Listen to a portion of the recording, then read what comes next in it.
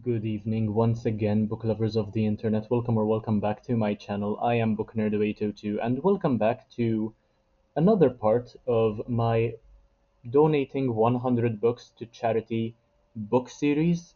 Um, you can find part 1 probably linked in the description down below, and you might also be noticing how I have a different background altogether to what I usually do. That is because I just got myself new bookshelves and I am still in the process of organizing everything, and for now I had to move my desk to make some space in order to clean everything and make sure everything is organized better. In this video I am going to be showing you more fiction books I plan on donating. You can find the reason as to why I am giving these away in the first video, and I also have some non-fiction ones to show you. Um, Without further ado, the first book is called One Day by David Nichols. Now, this is a very popular book. It was adapted into a movie as well. Romance is not really a genre I enjoy, and I need the space anyway. Next is Richard Osman's The Thursday Murder Club. They adapted this recently as well. Now, I do have another copy of this one, and they also have the second one.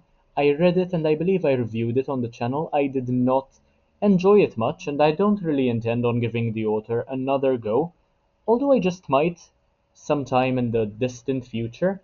Next is Wonder by R.J. Palacio. I hated this book with a passion. It has nothing to do with the way the kid looks, by the way, just the way it was written irked me quite a lot.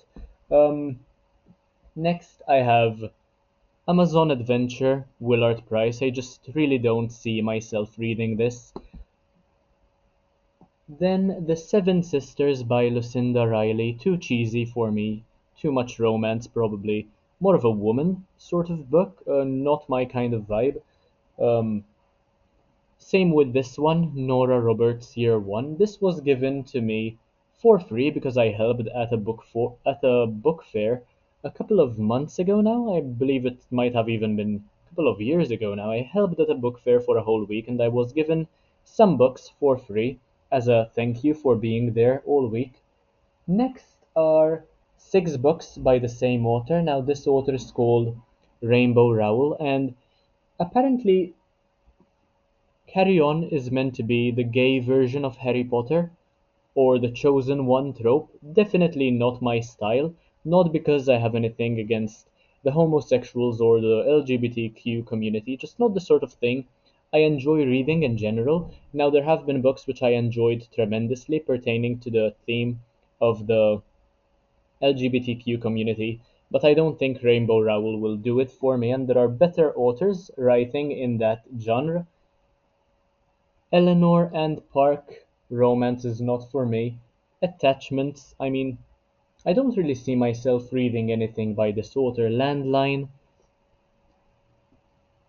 Fangirl, and finally the only book by her which I finished reading, called Almost Midnight. Now, I kind of enjoyed these two festive short stories by this author, which is why I went all out and bought most of her books, I would say. Um, But in hindsight, in retrospect, they're just not for me, and I just rather spend my time reading other things than focusing on Rainbow Rowell. Next are three books by the same author, called C.J. Sansom. This one is called Dissolution, the first book in the series. Now, this has to do with 1537 England and Henry VIII. He has proclaimed himself supreme head of the church. The country is waking up to savage new laws, rigged trials, and the greatest network of informers it has ever seen. And under the orders of Thomas Cromwell, a team of commissioners is sent throughout the country to investigate the monasteries. There can only be one outcome: dissolution. Political fiction or historical fiction, not the sort of thing I usually aspire to read. And I decided to also give away Revelation, which forms part of the same series, and Hearthstone as well. Next, I have three books by Michael Scott. The first one is called The Alchemist. You might have heard of this one. When I was younger, I used to be obsessed with the series, and alchemy in general is something which I really enjoy as a concept. Then we have The Magician, And then we have The Sorceress. Now the covers look brilliant.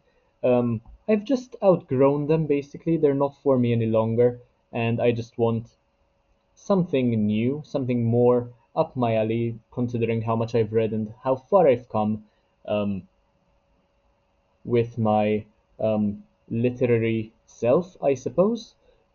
Many changes have been made over the past couple of years as far as how I perceive literature goes and how I do my reading, so I need to make space and allow new authors to um, form part of my mind. Next, I have Vampire Diaries. I suppose this one speaks for itself as to why I want to get rid of it. We have The Awakening and The Struggle by L.J. Smith, two books in one. Not a fan of vampires in general, or zombies for that matter. I feel as though they're overrated and they're overused as well. Definitely not for me. Next is The Secret Diary of Adrian Mole, age 13 and 3/4 by Sue Townsend. I mean, I've read enough coming of age novels, I don't need any more. And yet another book by the same author about the same character, The Wilderness Years. Something that's nice about this is the back of the book. Probably the only thing I would have enjoyed.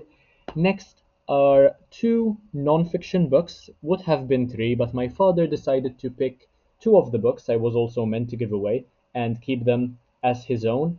A poetry book about grief and loss, and one Q84 by Haruki Murakami. And since I'm giving them away anyway, I just let him keep them since he might give Murakami a go. The first non-fiction book is UFO Encounters by Nigel Cawthorne, the world's greatest UFO encounters. I lost interest in UFOs a long time ago.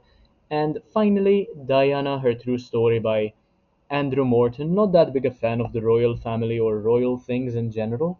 Anyway, that is all for part 2 of my donating 100 books to charity series. If you enjoyed, make sure to leave a like, comment, share, subscribe. Take a look at the rest of my content because why not? It's absolutely amazing. Thank you so much for watching, and I will see you in the next one, hopefully very, very soon. Part 3 of this Book on Hold series. Stay tuned.